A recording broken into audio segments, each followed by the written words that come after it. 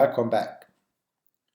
Today, I want to tell you the story of one of the most famous writers in America, Ernest Hemingway. A writer is always alone, always an outsider, Ernest Hemingway said. Others said that of the many people he created in his books, Hemingway was his own best creation. Ernest Hemingway was born in 1895. He grew up in Oak Park, Illinois, near the middle western city of Chicago. He was the second child in a family of six. His father was a doctor. His mother liked to paint and play the piano. Each summer, the family traveled to their holiday home in northern Michigan. Ernest's father taught him how to catch fish, hunt, set up a camp, and cook over a fire.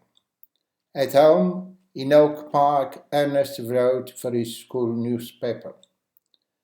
He tried to write like a famous sport writer of that time, Ring Lardner. He developed his writing skills this way. In 1917, Hemingway decided not to go to a university. The United States had just entered World War I, and he wanted to join the army.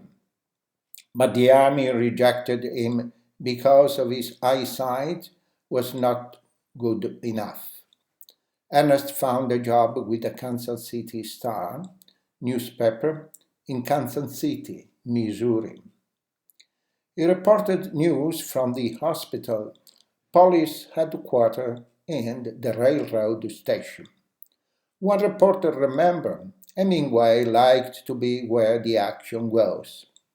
The Kansas City Star demanded that its reporters write short sentences.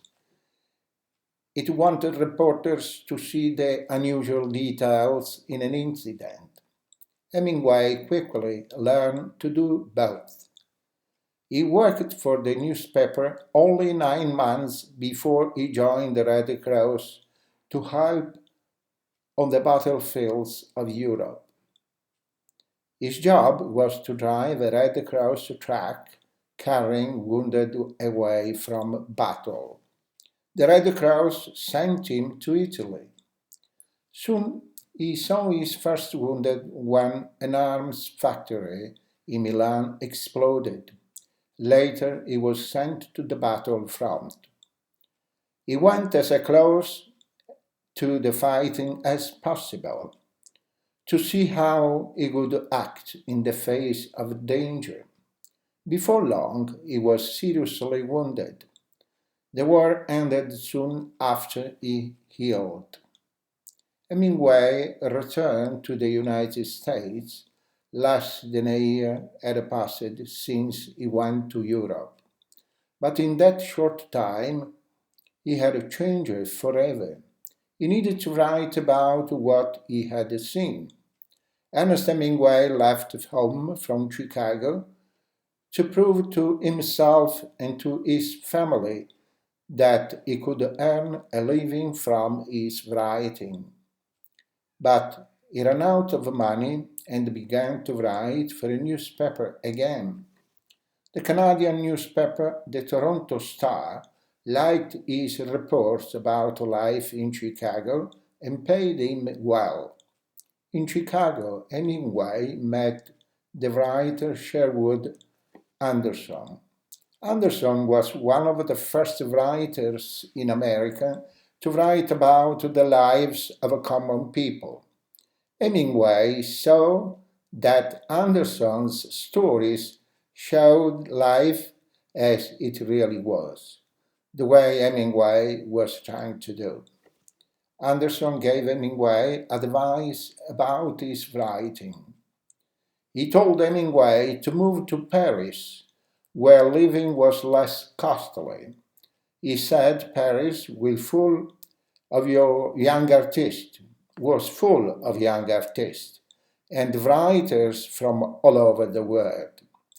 In return for Anderson's kindness, Hemingway wrote a book called The Torrents of Spring. It makes fun of Anderson and the way he wrote. There was something in Hemingway that could not say thank you to anyone. He had to believe he did everything for himself, even when he knew others helped him. Hemingway decided to move to Paris. But before he did, he married a woman he had recently met. Her name was Hadley Richardson. Paris was cold and grey when Hemingway and his new wife arrived in 1921. They lived in one of the poorest parts of the city. Their rooms were small and had no running water. But the Toronto Star employed him as its European reporter, so there was enough money for the two of them to live. And the job gave Hemingway time to write his stories. Hemingway enjoyed exploring Paris, making new friends, learning French customs and sports. Some new friends were artists and writers who had come to Paris in the 1920s. Among them were poet Ezra Pound and writers Gertrude Stein, John Dos Passos, and F. Scott Fitzgerald. They quickly saw that Hemingway was a good writer. They helped him publish his stories in the United States. He was thankful for their support at the time, but later denied that he had received help. As a reporter, Hemingway traveled all over Europe. He wrote about politics. He wrote about peace conferences and border disputes. And he wrote about sports, skiing, and fishing. Later, he would write about bullfighting in Spain. The Toronto Star was pleased with his work and wanted more of its reports, but Hemingway was busy with his own writing. He said, "Sometimes I would start a new story and could not get it going. Then I would stand and look out over the roofs of Paris and think. I could say to myself, all you have to do is write one true sentence. Write the truest sentence you know." So finally, I could write a true sentence and go on from there. It was a wonderful feeling when I had worked well. Hemingway's first book of stories was called In Our Time. It included a story called Big Two-Hearted River, about the effect of war on a young man. It tells about the young man taking a long fishing trip in Michigan. Hemingway had learned from his father when he was a boy about living in the wild. The story is about two kinds of rivers. One is calm and clear. It is where the young man fishes. The other is dark. It is a swamp, a threatening place. The story shows the young man trying to forget his past. He is also trying to forget the war, yet he never really speaks about it. The reader learns about the young man, not because Hemingway tells us what the young man thinks, but because he shows the young man learning about himself.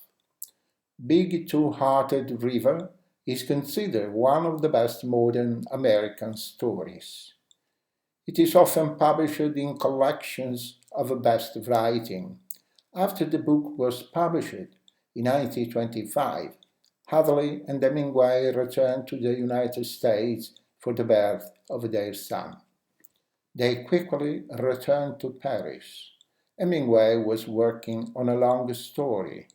He wanted to publish a novel so he would be recognized as a serious writer, and he wanted the money of a novel would earn. The novel was called The Sun Also Rises. It is about young Americans in Europe after World War One. The war had destroyed their dreams, and it had given them nothing to replace those dreams. The writer Gertrude Stein later called these people members of the lost generation.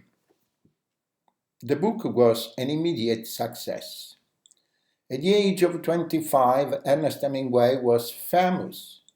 Many people, however, could not recognize Hemingway's art because they did not like what he wrote about.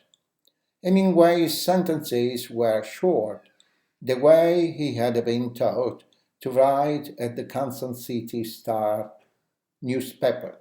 He wrote about what he knew and felt. He used few descriptive words. His statements were clear and easily understood.